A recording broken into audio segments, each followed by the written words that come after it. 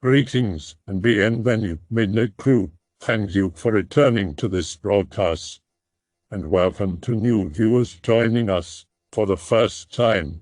If you like a video, then feel free to subscribe. Some viewers may find the following video disturbing. Viewer discretion is advised. I have had some very weird things happening to me lately. I honestly don't know where to begin, but I think it would help to share the story and maybe take some of your advice.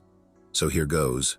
I've been acquainted with a group of people for a number of years that have been growing medical marijuana here in Michigan. They have together started a number of grows in a fairly large number of houses. This in and of itself is not that weird. However, they also managed to produce a good amount of hash in California and managed to get it back to Michigan to sell. This makes them a lot of money.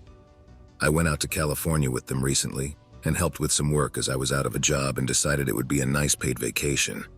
This is when things started to become a little weird. I had run into a friend at a bar one night that was leaving a few days later to meet these people in California. I opted to go with so he'd have a companion, and as I've said, I wanted a paid vacation. The journey there was nothing remarkable. We mostly drove straight through, stopped and looked around once in a while.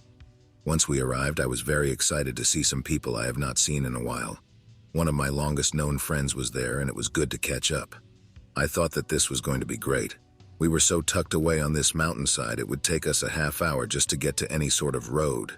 Even then, it was another half hour to one of the smallest towns I have ever been in. The first few days were great. Their setup was very impressive. I had a tent and a hammock tucked away in a little pine alcove. The weather was beautiful. We would wake up at around 10 every morning and get to work. There were large garbage bags filled with trim we would push into tubes. There were large tanks of butane we would use to fill the tubes and extract the THC to produce the hash. We would work until we felt like we wanted to quit. Most days this would mean 8 to 10 tube runs, packing and unpacking, filling and unfilling, pouring hash into slabs and purging them in vac ovens. Every so often we would gas the generators, sometimes waking up in the middle of the night to ensure the ovens always had power. Things seemed kind of normal, but I always felt slightly uneasy. I felt as though I were being tested, and would later confirm this was the case. So they would essentially give me enough rope to hang myself with. At times, this would even mean their being reckless, creating all sorts of strife I would have to deal with and problems to correct, etc. They would leave me alone on the mountain while they left to run errands. I was expected to perform. Their testing would later become more elaborate. Once we finished our work, we took the long way home. We headed north and stayed a week each in both Portland and Seattle. I was living on their dime. They made me very aware of that a lot of the time. I would not get paid until we got back to Michigan. I felt very strange about that. In Seattle, we stayed at an Airbnb that was owned by this soccer player named Dion Earl. Look him up, this guy is a weirdo. He had cameras everywhere. He would turn the heat down in the middle of the night and all sorts of shit. The guy who had put the rental on his card had to deal with a bunch of shit later on, but this is a separate and very funny story. Maybe later. Anyways, once we got back, they were still weird about paying me. They offered me another job. They wanted me to take care of one of their houses so they could work in Cali full-time. I accepted. Things seemed to be semi-normal. One of my very good friends had been working for them already for a number of years. I was to live in the house he had because the one I was growing in was not very fit for living in. Both the house I was staying in and the house I was growing in had cameras set up to protect their plants, and the gigantic safe in the basement of my grow house. Their testing continued. They were trying to use neuro-linguistic programming to change my behavior. I can get into details later. I started finding myself behaving strangely. I am a person who needs alone time, and other than time at my grow house, I hadn't been alone in nearly 4 months at this time. I had no room to speak of at the house I slept in. I was the guy on the couch. One day, the group decides to go get drunk at a bar nearby. We proceed to get fairly drunk. A friend and one of my bosses are talking in a corner. The friend is familiar with Bitcoin and deep web Silk Road type shit. I hear them talking about it a bit, and then as I start to walk away, I hear my friend very loudly saying to my boss, "Wait, we're going to drug anon?" I kind of laughed about it, not taking it too seriously. In retrospect, a bunch of weird little clues had been very apparent had I been looking. My trust was in them, but theirs was not in me. As I was saying, there were a lot of weird little things they would do. For example, they once pretended as though they were starting a friend email list. as to keep this 30-plus group of workers, dealers, the group skanks, etc., informed of future camping trips and the like. So I wrote down both of my email accounts thinking it was a little strange, but okay. A handful of days later, someone was talking about passwords, and I stupidly informed everyone my password was the same for everything. They asked me what it was, and again I obliged. I seriously did not anticipate any sort of malicious behavior to be associated with this. However, I was wrong. They were studying me. They got onto one of my dating website accounts and Facebook that I never use, my online banking, tracking spending habits, my email, everything. They hired a private investigator to follow me. They planted even more cameras to watch my every move. I was mostly oblivious until the very end. After a while of this and some of their little tricks, I was approached by one of them very drunk on a porch one night. He informed me that he had caught me doing something private in a handful of rooms in both my grow house and the other house. I kind of laughed like, okay, a lot of people do that and I have no room, whatever. I'll be more careful, I guess, or move it elsewhere. They had actually drugged me that night, and I found myself very unable to control my thoughts or speech. Somehow through that friend they got sodium pentothal. They tested the dosing that night so they could figure out how much they should give me a few days later. I thought I had blacked out from drinking, but started to remember that I hadn't drank enough to warrant that. I remembered the same good friend I was excited to see when I arrived in California telling me of their experiment, and the testing and studying they were doing, and how the drink he had bought me a few hours previous had been drugged. So flash forward a few days. I was feeling weird and anxious. I helped the guy whose house I was staying in with some work in his grow room. We were kind of urged to go eat dinner by one of my bosses. He said he wanted some alone time before he left for a flight to Las Vegas to meet his brother, my other boss. We went to dinner. I came back and my boss was just about to leave. I watched him put some kind of tincture into a beer. "What is that?" I asked. "Just something to calm my nerves before I fly." He drank a sip, then sat for a second. He got a call and said he had to run. "Here, finish my beer, I've got to go." I did. This beer was clearly drugged, and I was none the wiser. I trusted these people too much. What follows is hazy, but I'm continuing to remember bits. I passed out on the couch and then woke up in the grow room. Apparently, I was naked. They hadn't actually left for Vegas, but used it as a cover to sit at another of their houses and watch me on camera. Once they saw me enter the basement, they quickly drove over. All of them, the like 30-plus people, took turns berating me. They continued to try and catch me in lies. At one point, they held me down and beat me for a bit. Only enough to hurt, never enough to bruise. They told me how they all covered their tracks. One friend had another person using his credit card at a casino, so he had an alibi. They all had their asses covered. They started again with their NLP. When I awoke, I thought the little I remembered was simply a bad dream. I went on business as usual with an empty house. I then started to notice their traps. They left a pound of hash on the table, tempting me to steal. They left $20,000 by my feet. I remembered one of them saying he put a handful of steel nuts and washers down the garbage disposal. I found a lot of their shit. I remembered and quickly left. They keep calling me. They told friends and family I'd been kicked out for hallucinating. My family had me committed for a weekend. I was discharged. The doctors actually believed me. We had a police officer talk with us about it. He believes me too, saying this isn't the first time he's heard of something like this, even where I live. So, /x/ what would you do? I'll also answer questions as best I can. I know this story is jumbled and confusing. Honestly, I thought these people were my friends. I wasn't looking for clues. I'm not a naturally suspicious person. It's honestly not out of the ordinary for me to see a lot of these people do these types of things. Hippies, man. Dude, work with the pigs to get back at them. They fucked you over, now it's your turn. I'm not really sure, though. They have threatened me previously. They're to cover their asses now. They continue to call and text me saying they hope I get better. They miss me, etc. They even offered me another job. They keep telling others I've been wigging out. I'm getting calls from people I haven't seen in years asking if I'm okay. They went deep, man. Police guy had me drug tested, and I tested positive for barbiturates, which I have never taken intentionally. These people were also arrested in Colorado a number of years ago making hash. It actually hit national news outlets. They were caught with like 100 pounds of hash in an RV around Golden, Colorado. I have no record to speak of other than driving infractions, so my word is a lot more reliable than theirs. But I don't know, man. This rabbit hole goes far. Sodium pentothal must be administered intravenously. They probably just used heroin. I'm unsure. They told me truth serum, and I linked the two together.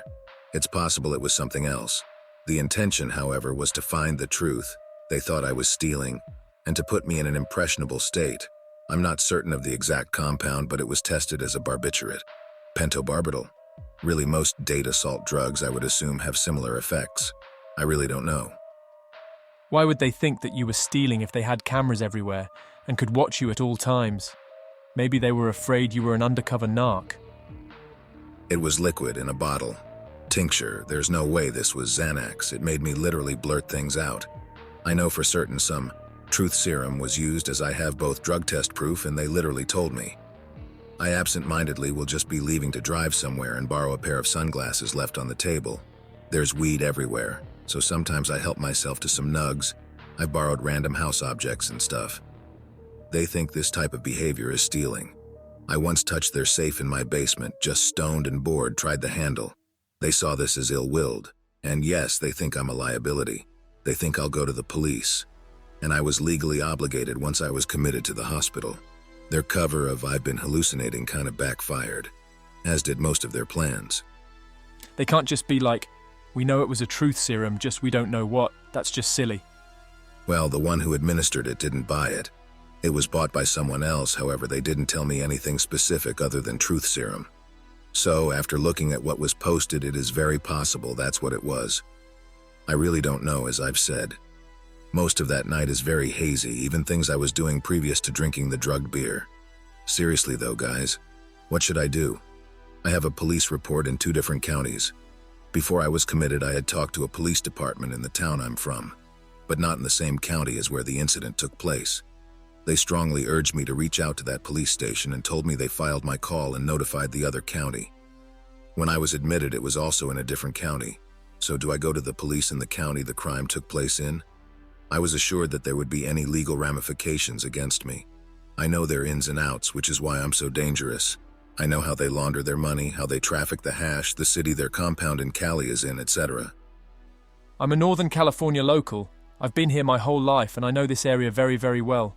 Everything you've just described in your story points geographically to Berry Creek, California, up to and including the locale and the freaks that live there. The whole town is on a single stretch of windy-ass mountain roads with one elementary school, a post office halfway up the mountain, one general store and the only bar, the Sugar Pine. How's my aim, OP? Similar, but kind of far off geographically. Closer to Redding. Have you been to Arcata? We're talking about that type of mountain wook. I was deep in the hills, though. I will not say exactly where. Say no more. I've heard the stories. You know the type, it seems. I've known these dudes for a while. One of them I'd considered one of my brothers, known him since high school. He's just after the money and the party. He doesn't care about me anymore, clearly. He helped devise this plan. Picture is him after the Colorado arrest a number of years ago. Maybe this will help the search for the article, but I doubt it. The solution seems very clear, Anon. Step 1, get a fucking baseball bat. Step 2, wait outside one of the bars they frequent. Step 3, make sure they're too broken to drive themselves to the hospital. They broke your trust. You break their knees, elbows, fingers, jaws. Let no set of teeth survive intact. Wash, rinse, repeat. Would not tolerate this shit. I would alter their entire lifestyles permanently. Legal disclaimer, the above is purely a work of fiction and does not constitute a true encouragement to a crime. Despite the fact that if this happened to me, I would 100% fucking do it. Who the fuck are you? Denzel Washington? No. No, you fucking wouldn't. They broke his trust. Wah. Get with it. You don't take a baseball bat to everybody that breaks your trust. You'd have been done when you were told that Santa doesn't exist. People get used up all of the time in the herb game. Suckers come and go. Knowing these guys have Humboldt connections, they are just middlemen and also have bosses. I am positive they've got hundreds of thousands sitting in pelican cases buried deep in some hole on their properties, specifically for a life-altering situation. You send them to jail and they will lawyer up, be out with a smile, and right back at it. These guys are not middlemen. They are directly involved in everything. They own the property they use for the production process, etc. A lot of Michiganders went west a while ago to do the same thing. These dudes don't really screw around. That being said, I'm no sucker. I just placed trust in a lifelong friend that betrayed me. I know the game. I just didn't think I was too major a role as to warrant their retaliation for whatever they think I did. I'm sure they just assumed I was a loose cannon, which is partially true. They are still offering me work and jobs. I'm not sure what exactly they are trying to accomplish with their mind games. I think they're just kind of bored, and this is part of the fun for them because they're just that fucked. I've seen them do similar things to other people. I just didn't think I would ever be one of those people. As I said, I think a lot of this has to do with the relationship I started with one of the many women we all used to pass around. Fuck me, right? And they absolutely have a ton of money buried in case anything happens. They won't ever really go down. I'm just kind of upset that this ruined not only my relationship with them, but also a lot of others that are affiliated. This festival's hippie scene is fairly well connected. It's weird how everyone knows everyone, especially all the Michigan hippies. So now I have people who have left Michigan or are still in Michigan but not directly involved somehow getting word that I'm screwed, and there's a video of me touching myself somewhere they are passing around. I'm getting a flood of calls and texts from so many people, including people who live elsewhere that I haven't seen in forever. It's all so weird. I just can't get away even if I tried. Maybe I'll move to Germany. I wasn't necessarily implying that you are a sucker, OP, but there are a lot of youngsters that get swept up in it all, and they are now passing around that video of you. That's over the line right there. What's next? Are you ever gonna answer your phone again? OP. I had a very similar thing happen, except they were from Maine. Never got that involved, but I was marginalized and mentally abused through gaslighting until it became apparent to me they had ill intentions. I plan on completely dropping that part of my life and never looking back. Live and let live. I just understand how they are and move on. Psychopaths, man. They're everywhere. LOL, some of my friends are doing something similar, growing a bunch of weed in a half-assed cartel in Colorado. They offered me work in one of their houses. This thread has definitely inspired me to cross that off my possible life choices list. I had already pegged them as weird, but I'm not trying to get roofied and committed for a few grand in free weed and a chance at living the stoner dream. Well, be careful of the police contact. Snitches get stitches. There are a lot of these types of growers in Northern California. And the worst ones are out-of-state green rushers like your friends. They definitely were testing you in a lot of ways. That's part of working in the game. None of what you were doing was legal. And if you would have gone a few steps deeper, you could have made a lot of money with them. Let me guess. Titlow Hill off 299. Lots of scumbags up there. By the way, I am a North California local, seen bigger greenhouses and herb farms than most of you can imagine. Thousands of pounds, $1,000,000+ crops. That's not playtime for kiddies shit. Your friends may not be up to that level, but they are doing interstate shit, which brings things up a notch. As I said, you should think about how you are going to handle both sides of the situation. Now you've gotten the cops involved. I really don't want to narc, and I know I would have made money. They're just paranoid hashheads. The cops are not exactly involved. I did not mention anything to them other than I had been drugged. I was very careful with the information I provided. However, I am really unsure of what to do. I am in no way seeking vengeance or anything. I am, however, inclined to do something. I don't want someone else to get through this dumb shit. These people are very big time, though, and affiliated with a lot of other big timmers. I am not trying to get killed over some dumb shit. Talking to the cops has very serious, potentially negative consequences. Yeah, I wouldn't want to narc either. But since the cops already have you with a report filed in 2 counties now, I would be worried that they might press the issue on you. Then, depending on what is said, the case could go federal for interstate trafficking, and people like your buddies go down for years. The feds love this shit and don't screw around. They will build cases for years, though. The guys will be out in 5. You better have a 5-year plan to be a ghost when they do. I've seen it happen season after season. Probably wise to meditate on this situation and sort your thoughts out before you make much of a move. I haven't mentioned anything about the trafficking or anything, just that I was living in a very unstable place and that I had been drugged against my will. I really do not want to go any further, and I have not been contacted since. But you are right. They billed for years. I have looked into this, but I'm really hesitant to do anything. The shitty part is they put me in this situation. Had they asked me to leave, I would have. I would have been in the same boat I already was in. I already knew a lot of this because they aren't as careful as they think they are. I really shouldn't have posted that image, though. And not all of those people in the article are involved. I get the way the game works, but I wasn't really trying to be part of their larger operation at all. Everything was kind of happenstance. I was looking to just run one of their houses and reap the rewards. I wasn't trying to be a part of any large-scale operation, and I vastly underestimated the seriousness of this position.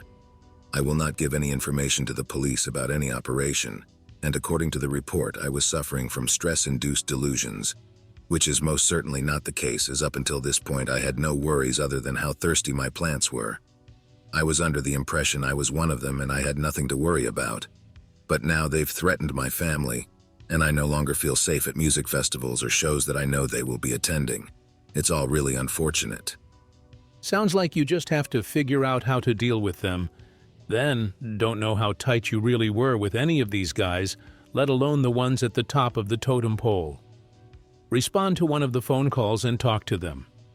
Ask for a face-to-face with a few of them you were closest with, or disappear like a fart in the wind and hope for the best.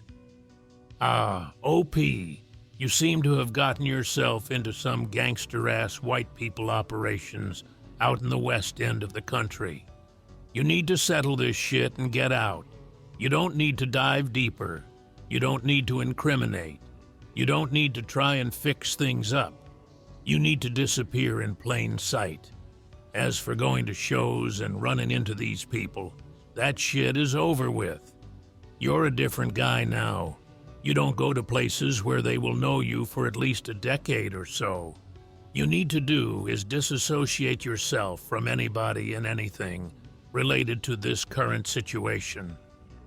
One slight amendment. OP did post a link to the article about the arrest, but the page now leads to a 404. Any shitty Wook stories? I kinda wish I lived in a weird place so I could experience people like this. Not sure what a Wook exactly is. Hippie-related term? I lived in Berry Creek from age 10 to 14. Had to move because meth-head neighbours burned our house down while we were in town. The whole area sits above a major lake and is more than an hour from the nearest hospital and police, etc. There is a fire station halfway around the lake with one engine. The total population on the mountain is maybe 500, spread over a big-ass ridge range. Rough terrain. No cops dare come to the area, at least not regularly. I saw a sheriff on that side of the lake maybe 5 times my whole tenure. Weird community. A large section of the mountain is owned and populated by a very devout Wiccan family who would routinely vandalize the only church. Sorry, I'm typing as fast as I can. Have never told anybody about this shit, to be honest. Anyone who lived, lives or lives around there knows the people by reputation alone, and we don't talk about it. This view is from the same road I lived on. Southwest of this view is the lake. All of the terrain that hasn't been cleared for housing or roads is fucked like this. Thick foliage and extreme geography and super fucked winters for California. A Wook is like a hippie, but they just dress that way. They live to do drugs and travel to jam band festivals, scamming people out of their money to get from town to town, usually hairy and smelly, like a Wookiee, hence the term Wook, usually traveling with a friend and a girl. And even though your stories seem different then, that I would love to hear more. The meth-head neighbours had kids named White Cloud, and some other native name. They were a family of gingers, B11. Beat gingers at Pokemon cards for keeps. I won a holographic Alakazam off the White Cloud kid. I'd put my Charizard up for a prize. He lost and I won. Take my cards home on the bus. Fair, over a mile uphill walk, no bullshit, up a super messed up driveway to our house at the top of the hill. 4-wheel drive was required to get to our section of the mountain. Want to get home as soon as possible every day to watch Pokemon, so I had shortcuts and shit through the woods and other people's properties. Takes me about an hour on a good day. My parents weren't around much. I can't tell you much more than that. Spent a lot of time at home, just with my sisters and I. Beat Ginger, win card, get home. Sisters were slower and didn't have my shortcuts, and usually walked the full length of the drive. Fast forward to 3 a.m., and White Cloud's parents are hauling ass up our driveway, laying on the horn, driving like maniacs. The mom and dad jumped out of the truck and started screaming that I stole their kid's cards, beat him up and left him tied to a tree. They have witnesses. WTF. Landlord lives in a house adjacent to ours on the same plot of land. His house is 50 meters from ours. He comes out in his bathrobe, dumps a shotgun round into the side of the truck, and tells them to GTFO. Parents freak out, take my cards away. 7 a.m. rolls around, parents gone, get ready, head down to the bus stop. Use one of my ninja shortcuts, notice about 700 meters down the road from my house parked in the woods are the fucking tweaker parents. Hole in their truck parked, running, waiting for me and my sisters to walk to school. B12. Friend's birthday party. Wiccan family, like 7 or 9 kids there, ranging in age from like 10 to 13, circa 2001 or 2. Friend's dad, father of the host, decides this is to be a special year for his son. Doses the entire party with LSD, I mean all of us. 10-year-olds are freaking out and laughing themselves stupid. I don't remember too much, but it was a super fucked night with a lot of kids crying and a lot of parents flipping out. This is on a large-scale marijuana grow, same in pic related. Weird to find it on Google. Parents around the area knew this. No cops could get involved. Friend comes to school the following Monday just sad as fuck. Said his dad yelled at him all weekend in his underwear. This is 1000% true anons. I remember a few other fucked things, but the day I beat that kid at Pokemon, I made a mortal enemy in his family. When I was 13, I was called out of class to speak to the police. I forget the circumstances, but his mum tried to say I inappropriately touched her daughter. She had an infant, like no shit, maybe 5-month-old kid I didn't even know about.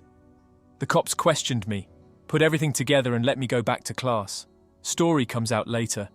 Her husband did it. When she confronted him, he brought up my name, a 13-year-old Pokemon freak who lived on the opposite side of the mountain. I hope that you enjoyed tonight's broadcast. If you enjoyed tonight's story, then please subscribe to the channel as more green texts will appear daily. A new broadcast will appear when the clock strikes midnight Central Time.